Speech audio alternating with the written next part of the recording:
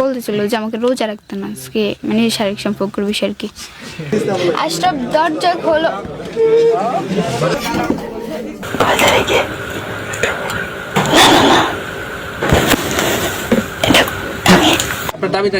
আমার দাবি একটাই যে ওর জন্য আমার সব মান সম্মান সব দিক থেকে সবকিছু নষ্ট হয়েছে, নিজের মানিজ্যত, নিজের ব্যক্তিগত পার্সোনাল সবকিছুই নষ্ট হয়েছে।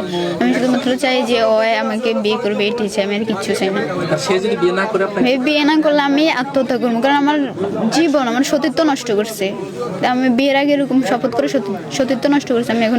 আমি চাই যে ও আমাকে বিয়ে করবে, আমার কিচ্ছু চাই না। আর আমাকে একটু বলছে যে আমি যদি ঝামেলা করে বিয়ে করি তাহলে আমাকে প্রতি সেকেন্ডে মিনিটে কষ্ট দেবে। আপনারা, আমি চাই আমাকে বিয়ে করবো, নাহলে আমি মারা যাবো। যদি আমার সাথে ওর সাথে বিয়ে, আমার একটাই কথা থাকবো, ওদের ফ্যামিলির মানুষ আমার সাথে আসছে পর্যন্ত অনেক খারাপ ব্যবহার করেছে। আমি চাই যে মানে এরকম স্টেটমেন্ট নেওয়া হোক যে আমার বিয়ের পর অত্যাচার না করতে পারে। আশরাফ দরজা খোলো।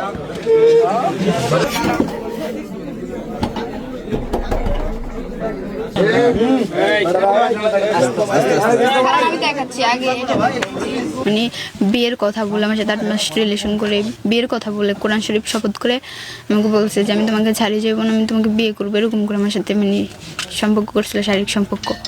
তারপর এখন ওদের বাসায় আসছি, আমার ফোনে ডকুমেন্ট ছিল, ওর আব্বু ওর আফু ওরা আমাকে এখানে দৌড়ে বালুর মাঠে ধাক্কা দিয়ে ফালায়, তারপরে মোবাইল নিয়ে তারপরে এখন ডকুমেন্টগুলো ডিলিট করেছে। তো এখন আছে সমস্যা নেই, এগুলো আমি নিয়েছি। ওর সাথে আপনার সম্পর্কটা কিভাবে হয়েছে? প্রধান ওর সাথে আমার বাজারে দেখা হয়েছিল, এমনিতেই মানে ফোন নাম্বার নিয়েছিলাম, তো এমনিতেই কথা হয়েছিল। ও আপনার নাম্বার নিছে নাকি আপনি ওর নাম্বার নিছেন? ও আমার নাম্বার নিয়েছিল। কতদিন আগে এই সম্পর্কটা হয়েছে? কতদিন আগে? 8 মাস। জি 8 মাস। 8 মাস। 8 মাসের সম্পর্ক? জি। তারপর কি সম্পর্ক কিভাবে চলছে?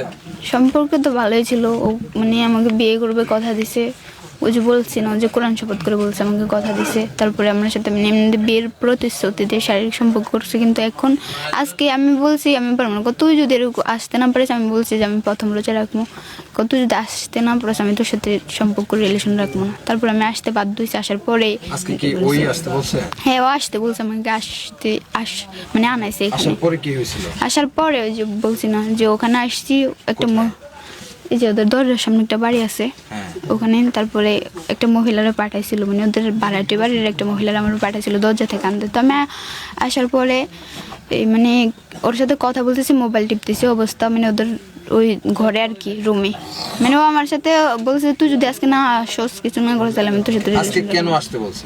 মানে এই বলতেছিল যে আমাকে রোজা রাখতে না আজকে, মানে শারীরিক সম্পর্কের বিষয় আর কি। আচ্ছা আচ্ছা।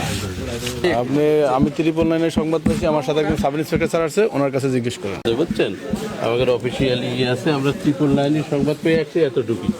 যে মেয়ের কাছ থেকে যেই যতটুকু জবানবন্দি শুনছি, আর হচ্ছে যে ফোনের মধ্যে কিছু কোরআন শপথ করার ছবি এবং হচ্ছে ব্যাপকভাবে নগ্ন ছবি পাওয়া গেছে মেয়ের ফোনে। মেয়ে এই ছবিগুলা সাংবাদিক বা বিভিন্ন লোকজনের কাছে দিছে এবং আমাকেও দেখাইছে।